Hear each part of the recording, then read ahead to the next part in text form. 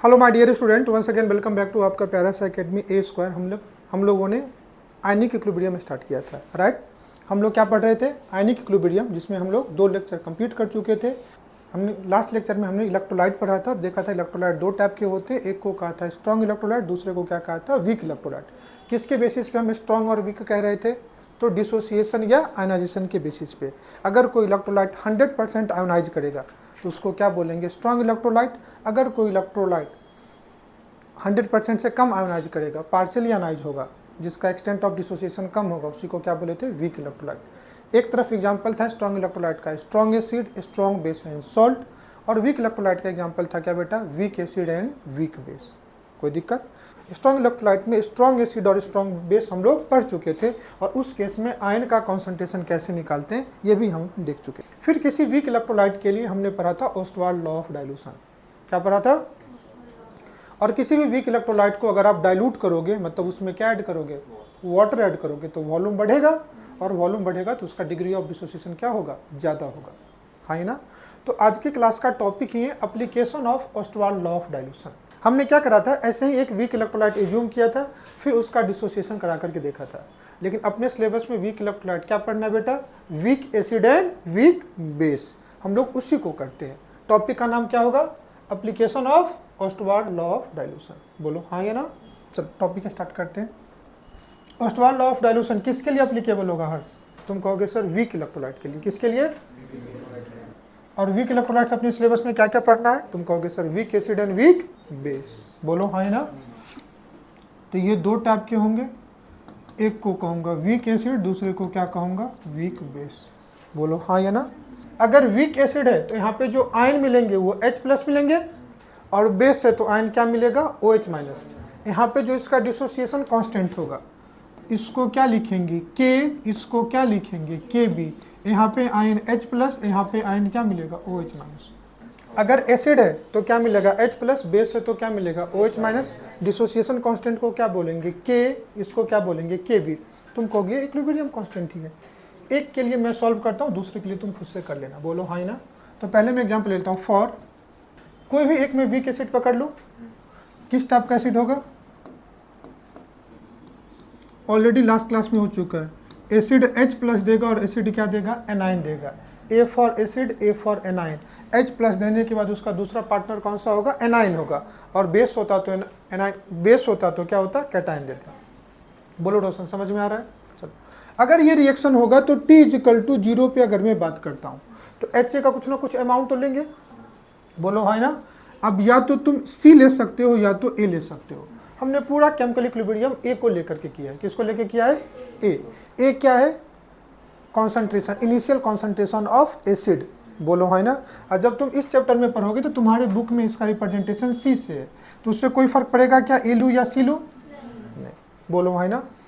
तो जो A है या C है, इसको क्या ले सकता हूँ? इनिशियल कॉन्सेंट्रेशन ऑफ क्या बेटा? एसिड। लेकिन ध्यान में रहना चाहिए हम कौन सा एसिड पढ़ रहे हैं। तुम कहोगे सर वीक एसिड पढ़ना है। अरे बोलो हाँ या ना। ठीक। तो इस टाइम पे ये क्या होगा? 0 0। T = T पे। तो पहला चीज रुक करके समझना, तुम कैसे समझोगे कि ये वीक एसिड है? ये भी कल में समझाया था। 3 चीजें हैं जहां पे तुम समझ सकते हो ये वीक एसिड है या वीक इलेक्ट्रोलाइट है। एक क्या? तो एरो रिवर्सेबल वाला होगा, क्योंकि इक्विलिब्रियम वीक इलेक्ट्रोलाइट के लिए एग्जिस्ट करेगा। याद है तुमको एग्जांपल दिया था पॉपकॉर्न वाला। दूसरा, अगर वीक इलेक्ट्रोलाइट है तो इसका कुछ डिग्री ऑफ डिसोसिएशन दिया होगा, अल्फा दिया होगा। बोलो हाँ या ना। और तीसरा, अगर वो दोनों ने दिया हुआ है तो इसका डिसोसिएशन कांस्टेंट K तुमको गिवन होगा। तुमको ये समझा सकता है कि क्या हो सकता है? बोलो ना हाँ ना। क्या क्या हो सकता है? या तो एरो रिवर्सेबल हो सकता है, या degree of dissociation alpha given हो सकता है, या इसका डिसोसिएशन कांस्टेंट गिवन हो सकता है। अब हम यहाँ पे किसको लेकर के सॉल्व करते हैं? C को लेकर के सॉल्व करते हैं। डिग्री ऑफ डिसोसिएशन क्या है? अल्फा है। 1 मोल से जो डिसोसिएटेड अमाउंट है उसी को क्या बोलते हैं? अल्फा। तो 1 मोल से कितना डिसोसिएट करा? अल्फा।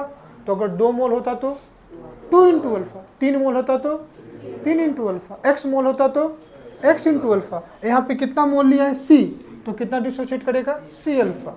बोलो है ना। तो तुमने लिया कितना? C। डिसोसिएट कितना करा? C alpha. तो बचेगा कितना? इसमें से माइनस कर दो सी अल्फा को। बोल आदि समझ में आया? सी माइनस सी अल्फा कौन सा अमाउंट है? एसिड का बचा हुआ अमाउंट है। डिसोसिएटेड अमाउंट कितना है? तुम कहोगे सर सी अल्फा। बोलो भाई ना। तो इसके 1 मोल से 1 मोल बन रहा है, तो इससे कितना मिलेगा? C alpha. इससे कितना मिलेगा? बोलो हाँ या ना। इस पॉइंट पे एसिड का भी कुछ अमाउंट मिलेगा, H प्लस भी मिलेगा और एनायन भी मिलेगा। बोलो हाँ या ना। सारे रिएक्टेंट एंड प्रोडक्ट है या नहीं है? तो इस पॉइंट पे ये क्या एग्जिस्ट करेगा? इक्विलिब्रियम एग्जिस्ट करेगा। तो मैं इसके के इक्विलिब्रियम को लिखूं? बोलो ना हाँ या ना। अगर मैं इसका के इक्विलिब्रियम लिखता हूँ तो के इक्विलिब्रियम किसका लिख रहा हूँ? एसिड का।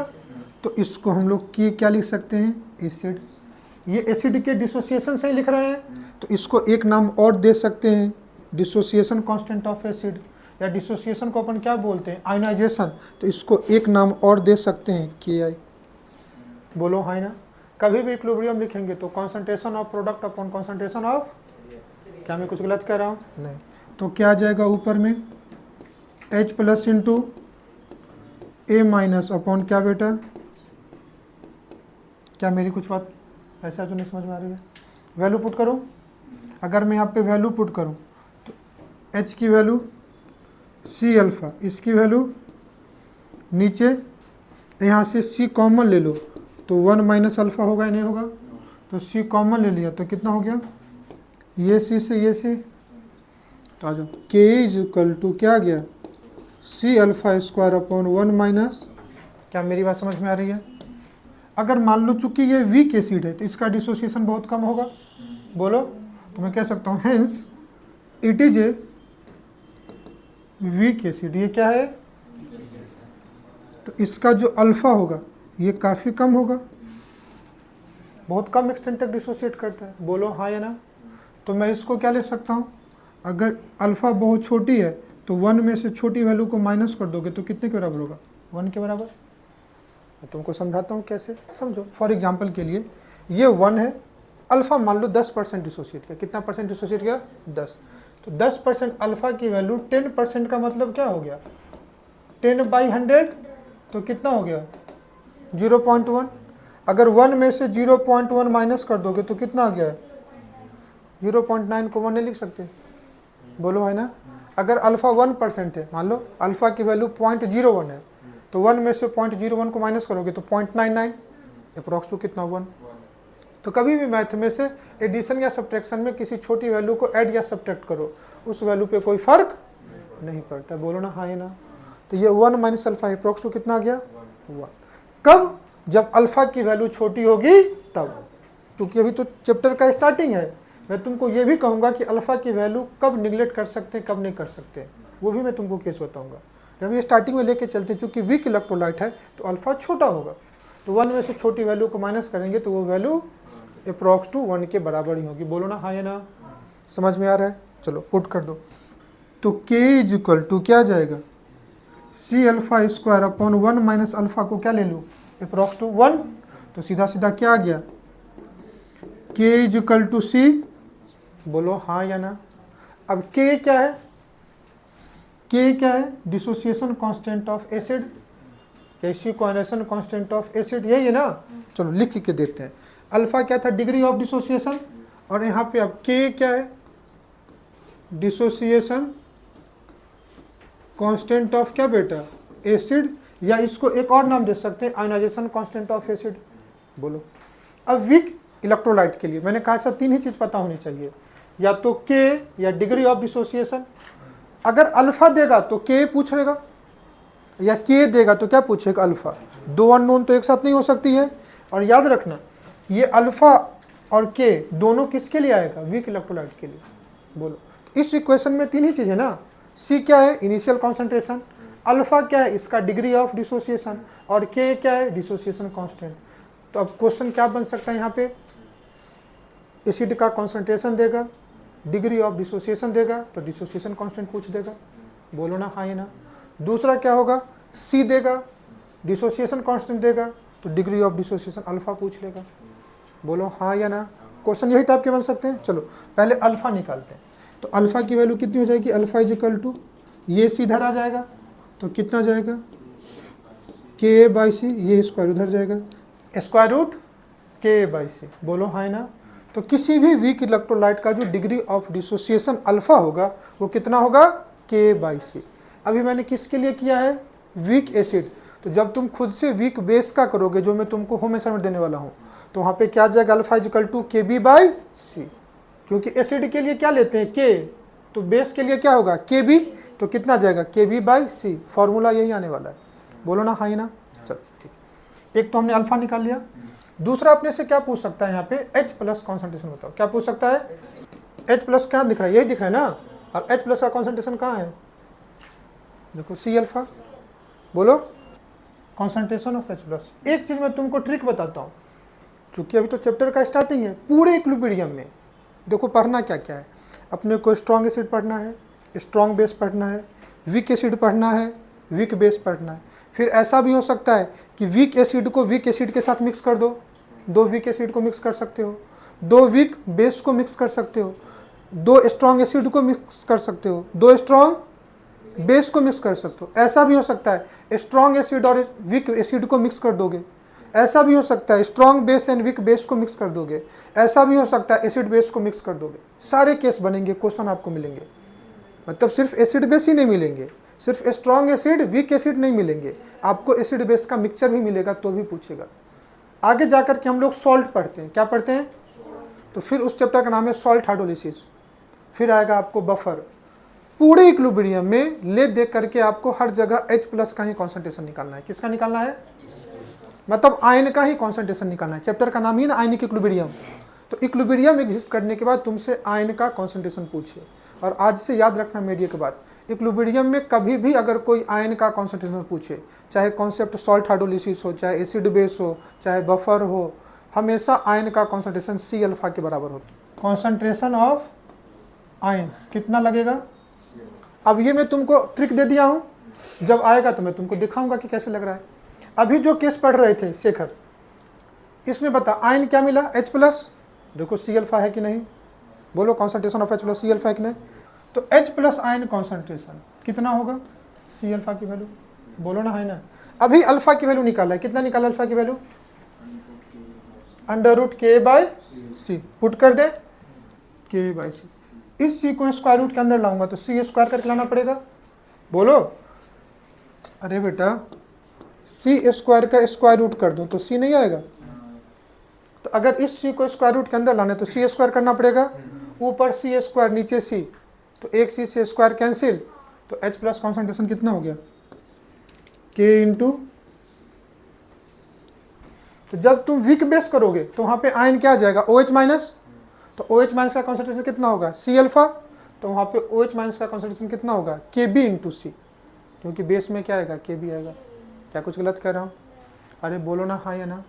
तीसरा तुमसे पूछते हैं पीएच बताओ, क्या बताओ, तो पीएच क्या होता है, minus log of H plus. यही कहता ना, ये एक मैथमेटिकल फॉर्मूला है, जिसका पावर या जिसका पोटेंशियल निकालना हो उसका माइनस लॉग ले लो। तुमको कहता ना पी ऑफ अमित is equal to minus log of अमित, यही कहता ना, अगर मेरा तुमको पोटेंशियल निकालना है तो मेरा माइनस लॉग ले लो, यही आ जाएगा। तभी मुझे अगर पीएच निकालना है, क्या निकालना पड़े, पीएच। तो पीएच निकालने के लिए क्या कर सकता हूं, पीएच कैलकुलेशन। तो पीएच इज इक्वल टू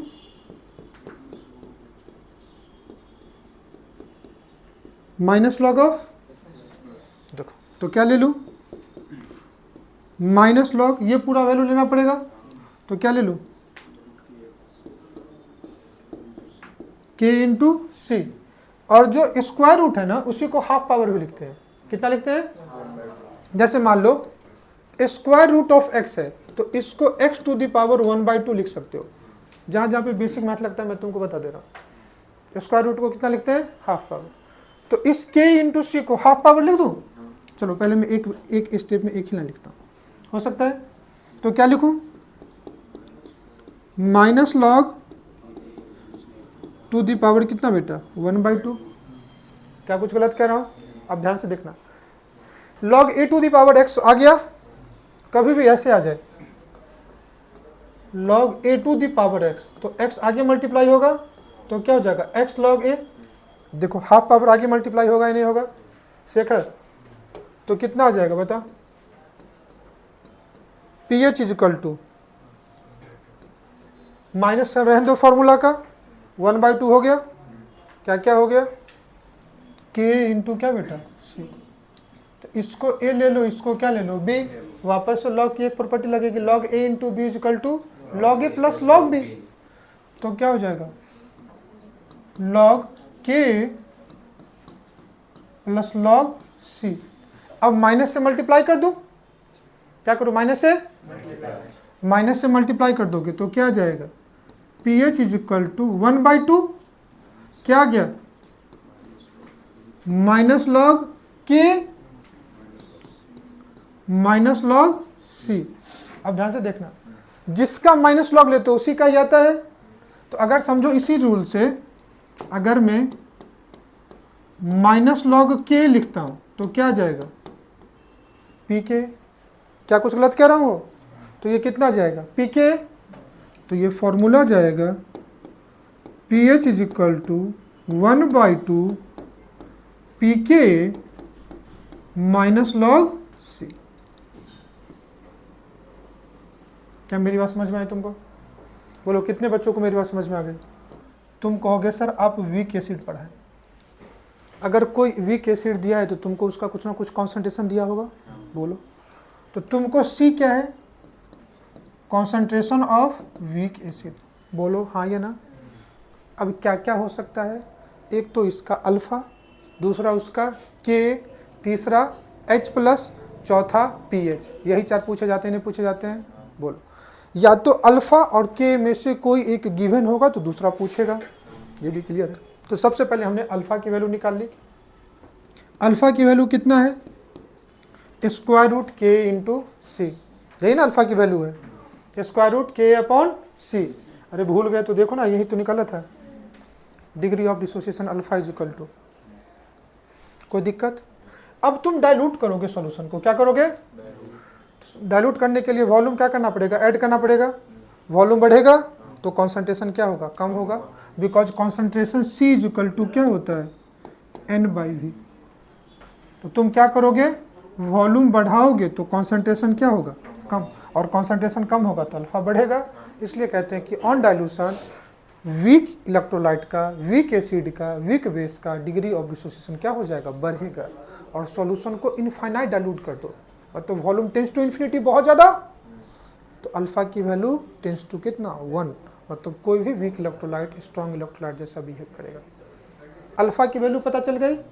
दूसरा हमने क्या निकाला, H प्लस। तो H प्लस का कॉन्सेंट्रेशन कितना होता है, C अल्फा।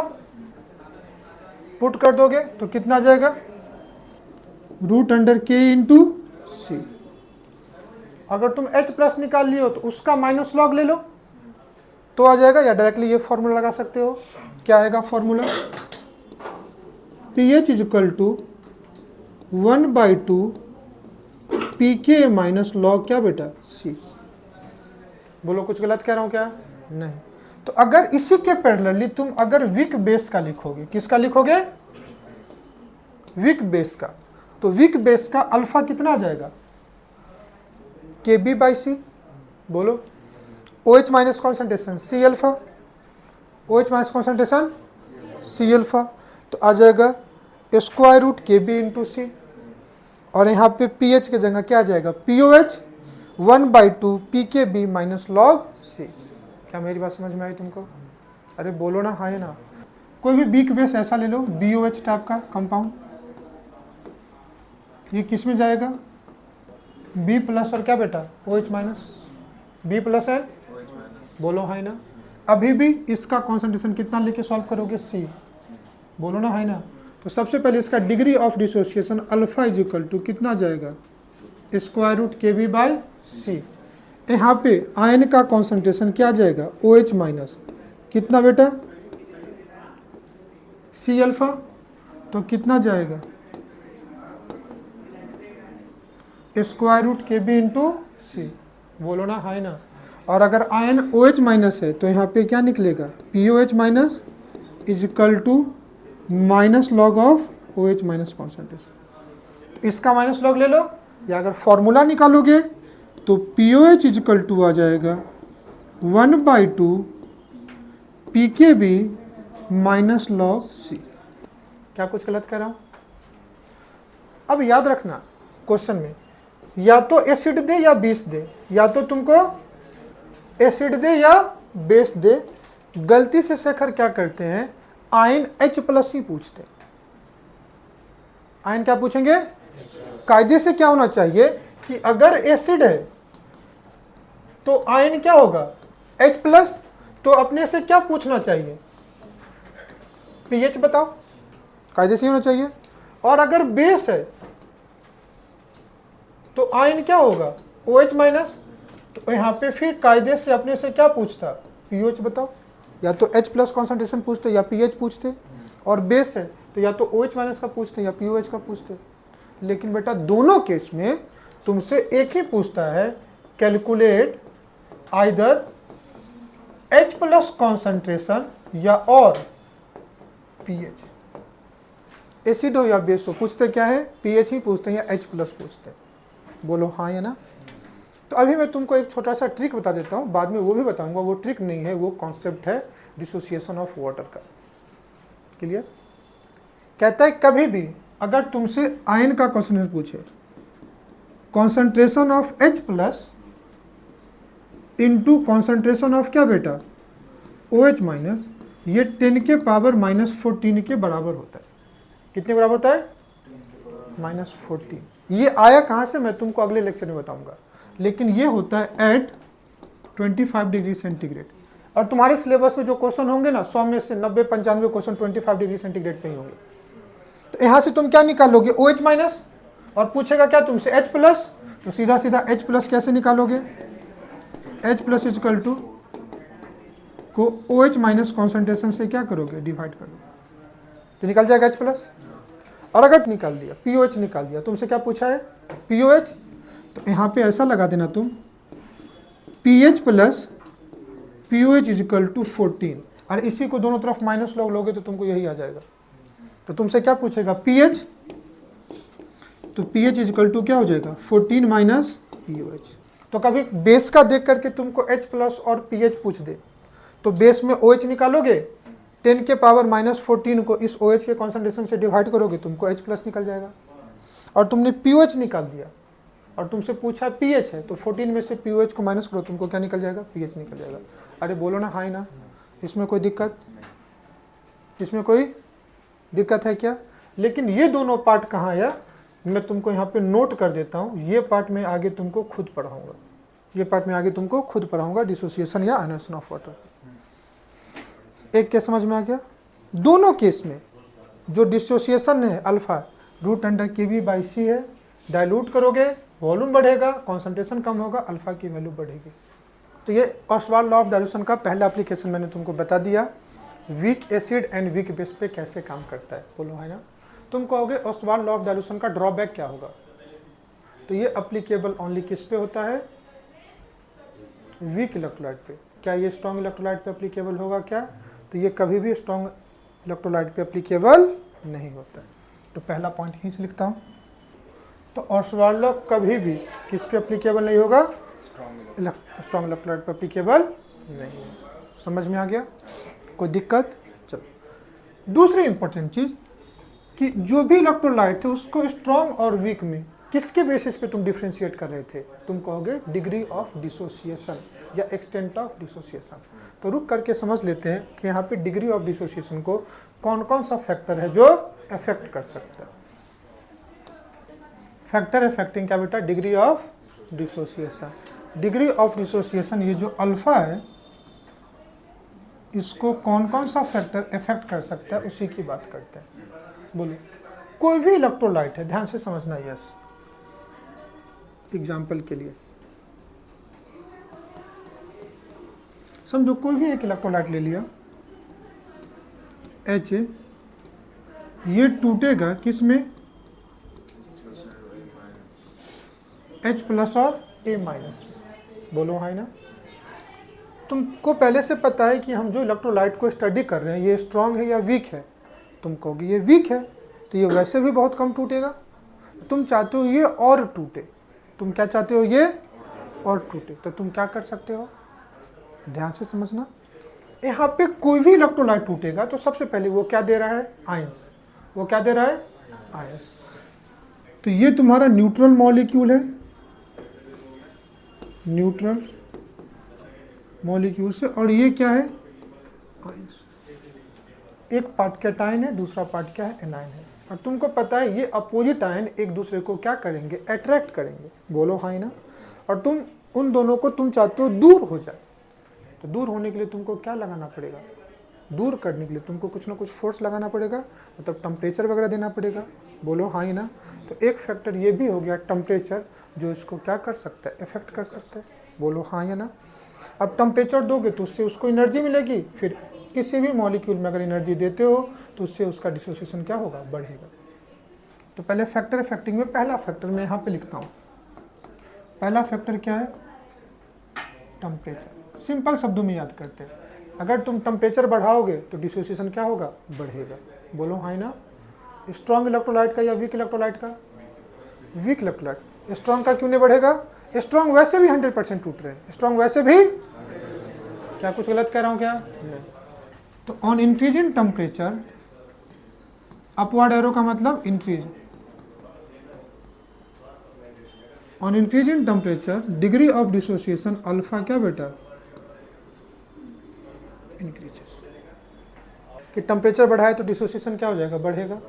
दूसरा बताओ, तुम कहोगे सर कल ही आपने पढ़ाया था डाइल्यूशन, क्या पढ़ाया था, बोलो ना, क्या पढ़ाया था, डाइल्यूशन। डाइल्यूशन का मतलब क्या, मिक्सिंग ऑफ वाटर।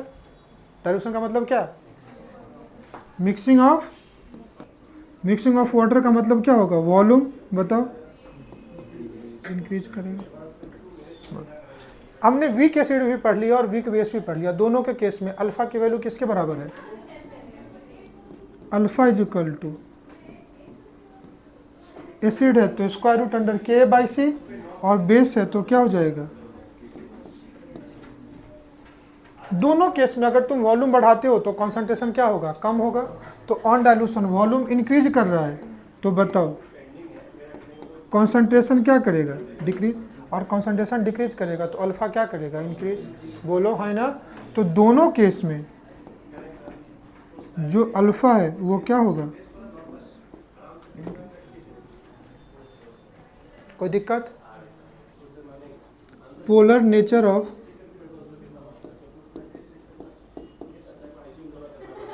सॉल्वेंट, हम इलेक्ट्रोलाइट पढ़ रहे हैं यहाँ पे, कौन सा electrolyte, weak electrolyte. Weak electrolyte का एग्जांपल क्या है, weak acid and weak base. Acid और बेस H+ देते हैं कहाँ, इन देयर एक्वा सॉल्यूशन, कोई ना कोई मीडियम चाहिए ना, सॉल्वेंट चाहिए, यही पढ़ा था ना कि acid and base are the substance which produce H+ ion in their aqueous solution, and base है तो OH- ion in their aqueous solution. तो कोई ना कोई सॉल्वेंट तो लोगे, और कहता है सॉल्वेंट का पोलर नेचर जितना ज़्यादा होगा उस केस में डिसोसिएशन उतना क्या होगा, ज़्यादा होगा। पोलर नेचर का मतलब ज़्यादा क्या, याद का डाइपोल मोमेंट,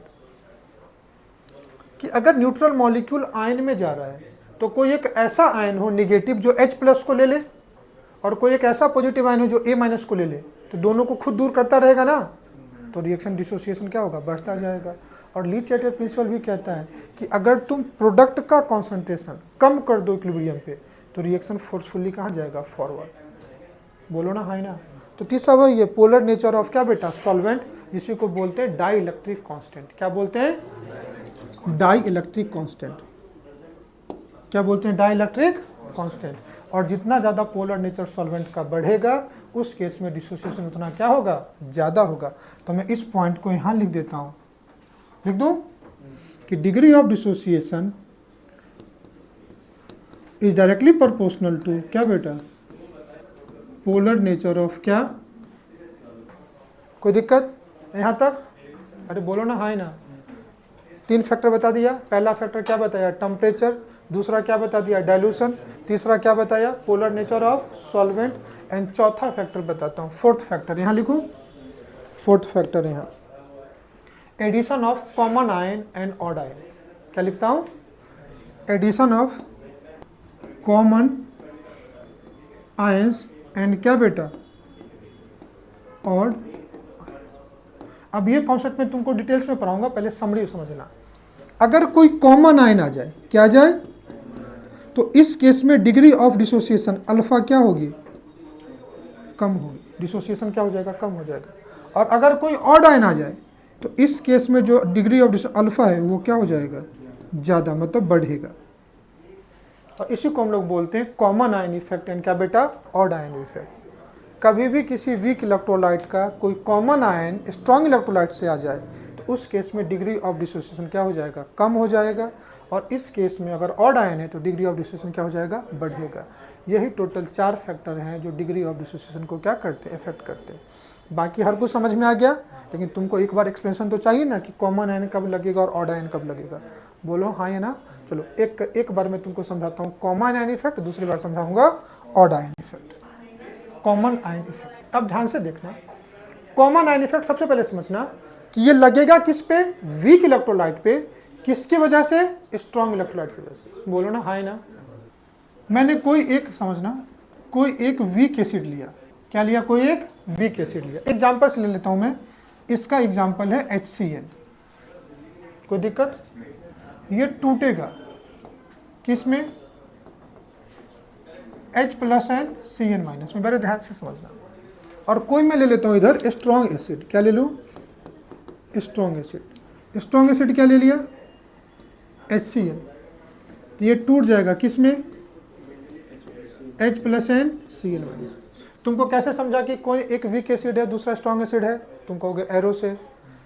वीक एसिड है तो बोथ साइड एरो है, स्ट्रॉन्ग एसिड है 100% आयोनाइज करेगा। बोलो ना, कोई दिक्कत नहीं। अब समझो तुम इसको एक ही किसी कंटेनर में ले लिए। कहाँ ले लिए, मान लो T=0 पे तुमने इसका कुछ कॉन्सेंट्रेशन ले लिया A, तो उस टाइम में H प्लस कुछ मिलेगा क्या, नहीं। T=0 पे इसका कॉन्सेंट्रेशन कितना लिया A, इस टाइम पे ये कितना मिलेगा, 0 0, कुछ होगा क्या, नहीं। अब T पे ये कितना हो जाएगा, 0। कितना हो जाएगा, 0। क्योंकि स्ट्रॉन्ग एसिड है, स्ट्रॉन्ग इलेक्ट्रोलाइट 100% आयोनाइज करते हैं, तो पूरा का पूरा A खत्म हो जाएगा। तो ये कितना हो जाएगा, 0। ये कितना हो जाएगा A, ये कितना हो जाएगा A। इसका अमाउंट A का कॉन्सेंट्रेशन तुम कम भी लो, कोई फर्क नहीं पड़ता है। लेकिन चाहे A का अमाउंट 1 हो या A का अमाउंट 100 हो या A का अमाउंट 1000 हो, पूरा का पूरा HCl डिसोसिएट करेगा H plus and Cl minus में। बोलो हाँ ही ना। लेकिन चूंकि ये वीक एसिड है तो क्या ये पूरा का पूरा डिसोसिएट करेगा क्या, नहीं करेगा। बोलो, समझना ध्यान से। मान लो इसका मैंने T=0 पे इसका मैंने ले लिया C, और इसका तुमको डिग्री ऑफ डिसोसिएशन दे दिया है अल्फा। कितना दे दिया है, इसमें कोई संदेह है क्या, नहीं। तो इस टाइम पे ये कितना होगा, 0 0। ये कितना हो जाएगा, C माइनस C अल्फा। तो ये कितना हो जाएगा, C अल्फा। ये कितना हो जाएगा, C अल्फा। रुक करके समझना, डिसोसिएशन किसका कम है किसका ज़्यादा है। तुम कहोगे HCl का सर कम है और HCl का क्या है, ज़्यादा है। बोलो। अब H प्लस आयन कॉन्सेंट्रेशन कहाँ कहाँ से आ रहा है, H प्लस का कॉन्सेंट्रेशन HCl से भी आ रहा है और क्या आ रहा है, HCl से आ रहा है। बोलो भाई ना। तो इक्विलिब्रियम पे अगर तुम इसका K इक्विलिब्रियम लिखोगे, K इक्विलिब्रियम मतलब K किसका, HCl का, तो क्या जाएगा, H plus into Cl minus upon क्या बेटा, HCl। बोलो है ना। तो देखो H प्लस कहाँ कहाँ से आएगा, C अल्फा प्लस A। अरे यहाँ से भी C अल्फा, यहाँ से भी A आएगा।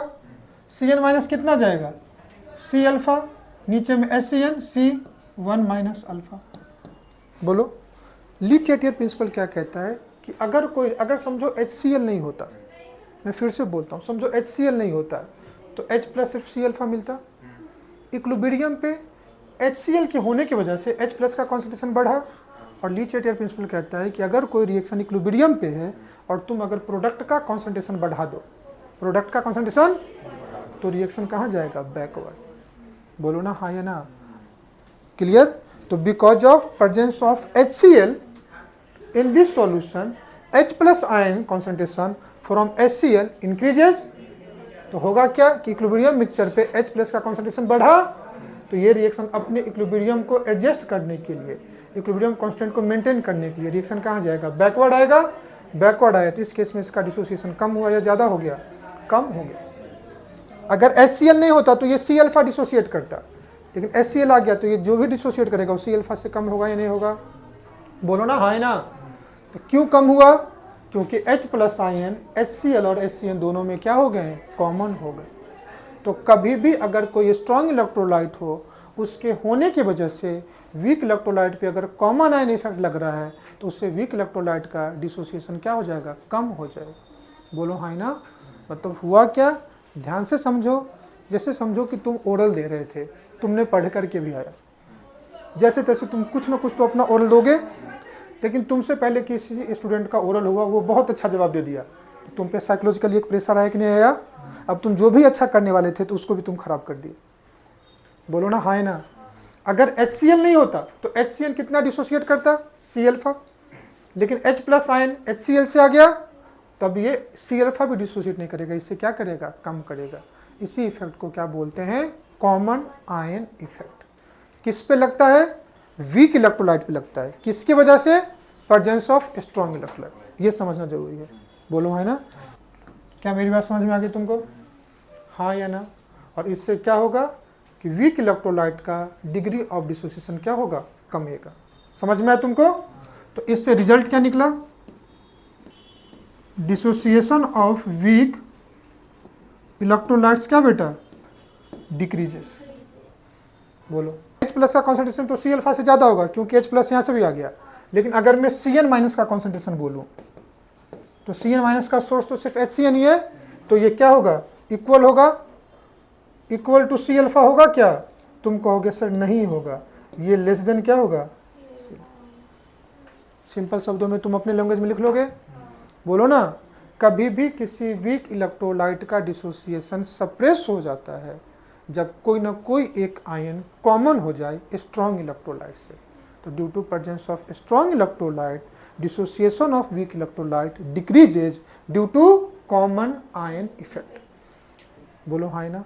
ये तुमको कहाँ लगेगा?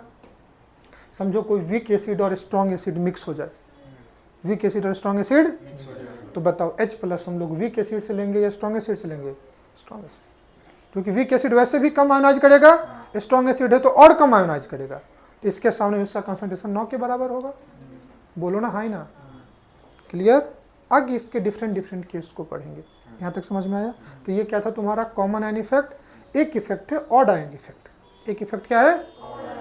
ऑड आयन इफेक्ट क्या होगा कि आयन कॉमन नहीं होकर के वैसा कोई आयन है जो इस आयन के साथ इस आयन के साथ क्या कर जाए? मिक्स कर जाए, इसके साथ मिक्स करके कोई कंपाउंड बना ले, तो उस केस में प्रोडक्ट का कॉन्सेंट्रेशन क्या हो जाएगा? कम हो जाएगा, तो रिएक्शन फोर्सफुली क्या जाएगा? फॉरवर्ड। यहाँ पे एक ही कॉन्सेप्ट लग रहा है ली चैटियर प्रिंसिपल का कि अगर कोई रिएक्शन इक्विलिब्रियम पे है, इक्विलिब्रियम पे प्रोडक्ट बढ़ेगा तो रिएक्शन बैकवर्ड जाएगा, तो डिसोसिएशन क्या हो जाएगा? कम हो जाएगा।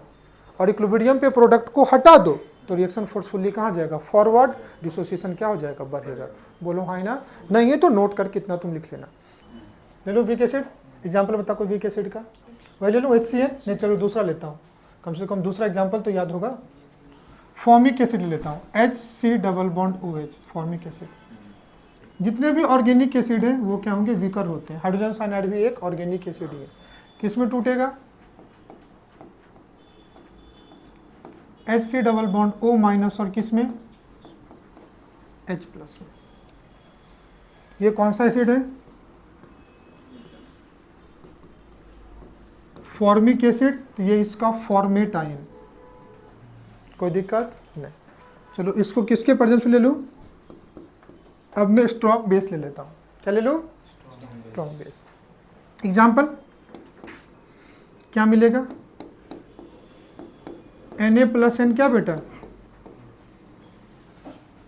कोई दिक्कत? अब ध्यान से समझना होगा क्या। T इज इक्वल टू 0 पे इसका अमाउंट कितना है? A। तो ये कितना? T is equal to T पे ये कितना? 0। तो ये कितना? कोई दिक्कत इसमें नहीं।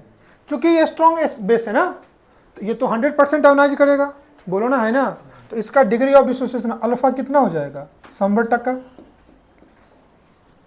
अरे बोलो ना है ना। ऊपर वाला क्या है? Weak acid. तो इसका कुछ DOD तुमको गिवन होगा, और यही DOD क्या है, अल्फा, डिग्री ऑफ डिसोसिएशन। कोई दिक्कत? अब ध्यान से समझना, t इक्वल टू 0 पे मैं इसका कुछ ना कुछ अमाउंट ले लूं। चलो, t इक्वल टू 0 पे ये कितना है c, तो ये 0, ये 0। t equal to t equilibrium पे ये कितना, c अल्फा डिसोसिएट करा तो c alpha minus c alpha बचा हुआ होगा। बोलो ना, हाँ है ना। तो ये कितना मिला, c अल्फा, ये कितना मिला, c अल्फा। बोलो हाँ है ना। अब हुआ क्या कि चूंकि स्ट्रॉन्ग बेस 100% आयोनाइज करेगा, स्ट्रॉन्ग बेस क्या करेगा, आयोनाइज करेगा। तो ये जो OH माइनस स्ट्रॉन्ग बेस से आ रहे हैं ना, ये वीक एसिड से आने वाले H प्लस के साथ क्या करेंगे, कंबाइंड करेंगे।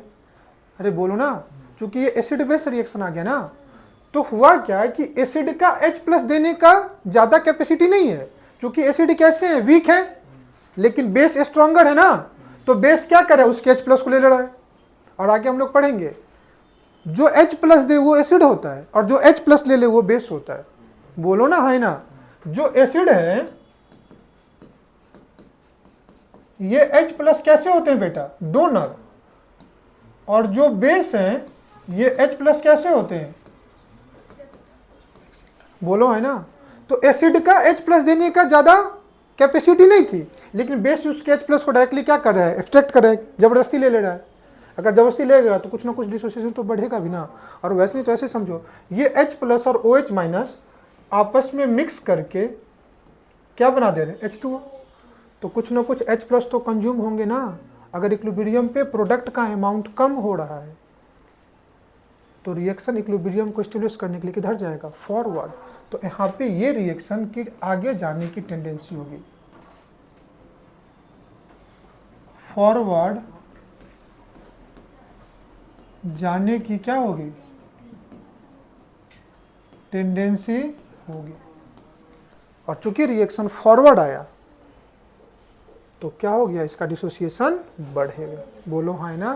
तो due to odd ion effect, अगर कोई ऑड आयन स्ट्रॉन्ग इलेक्ट्रोलाइट से आ रहा है तो उस केस में वीक इलेक्ट्रोलाइट का डिसोसिएशन क्या हो जाएगा, बढ़ेगा। बोलो हाँ ना। तो due to odd ion effect यहाँ लिख देता हूँ, डिसोसिएशन ऑफ वीक इलेक्ट्रोलाइट क्या बेटा, इंक्रीज। क्या मेरी बात समझ में आई? तो ये भी तो एक फैक्टर ही था ना डिग्री ऑफ डिसोसिएशन को इफेक्ट करने का, हाँ या ना। लेकिन इस केस में तुम बात किए तो इस केस में H प्लस यहाँ से भी आ गया, तो यहाँ पे H प्लस आयन का जो कॉन्सेंट्रेशन था वो इंक्रीज हुआ या नहीं हुआ। अगर ये इंक्रीज हुआ तो रिएक्शन अपने इक्विलिब्रियम को एस्टेब्लिश करने के लिए रिडायरेक्ट करेगा, और ये किधर जाएगा, बैकवर्ड। बोलो है ना। तो बैकवर्ड जाएगा तो इसके में डिसोसिएशन क्या हो जाएगा, कम हो जाएगा। तो बैक टू आवर टॉपिक आ जाओ कि डिग्री ऑफ डिसोसिएशन कौन कौन सा फैक्टर इफेक्ट कर सकता है। तो temperature, dilution, polar nature of solvent, और जितने भी सॉल्वेंट हैं, जितने भी सॉल्वेंट अपने सिलेबस में, उसमें सबसे ज़्यादा पोलर नेचर H2O का ही है। सबसे ज़्यादा पोलर नेचर H2O का ही है। तो सबसे अगर पोलर नेचर ऑफ सॉल्वेंट पूछे तो यहाँ पे सबसे गुड सॉल्वेंट कौन सा हो जाएगा, और सबसे ज़्यादा H2O का ही डाइलेक्ट्रिक कांस्टेंट क्या होता है, ज़्यादा होता है। दो और सॉल्वेंट है जिसका डाइलेक्ट्रिक कांस्टेंट H2O से भी ज़्यादा होता है, उसका नाम है, एक का नाम है H2SO4 और दूसरे का नाम है H2O2। लेकिन ये दोनों अच्छे सॉल्वेंट नहीं है बिकॉज इसका ऑक्सीडाइजिंग नेचर है। क्या नेचर ये, बिकॉज ऑफ ऑक्सीडाइजिंग नेचर। क्या मेरी बात समझ में आ गया, बोलो ना हाँ या ना। तो आज का टॉपिक क्लियर हुआ, कोई दिक्कत? अगर आज का टॉपिक तुम्हें दिक्कत नहीं है तो अगले क्लास में हम लोग यहीं से स्टार्ट करेंगे कि अब तक जितने हमने स्ट्रॉन्ग इलेक्ट्रोलाइट और वीक इलेक्ट्रोलाइट पढ़े हैं, ओस्टवार्ड लॉ ऑफ डाइल्यूशन पढ़े हैं, factor affecting degree of dissociation पढ़े हैं, इसमें अल्फा की वैल्यू पढ़ा है, degree of dissociation, dissociation constant K and Kb acid और बेस के लिए, और pH calculation and pOH calculation. पहले इस पे हम लोग क्वेश्चंस देखेंगे, फिर कॉन्सेप्ट को आगे बढ़ाएंगे। कोई दिक्कत? फिर हम लोग आगे कहाँ पे आना है, दूसरा एसिड बेस थ्योरी जिसको बोलते हैं Bronsted-lorry concept of acid and base. बोलो ना हाँ या ना। फिर उस पार्ट को पढ़ेंगे। लेक्चर समझ करके अच्छे से नोट्स बनाना है। मिलते हैं नेक्स्ट क्लास में। Thanks for today, bye bye and thank you all of you.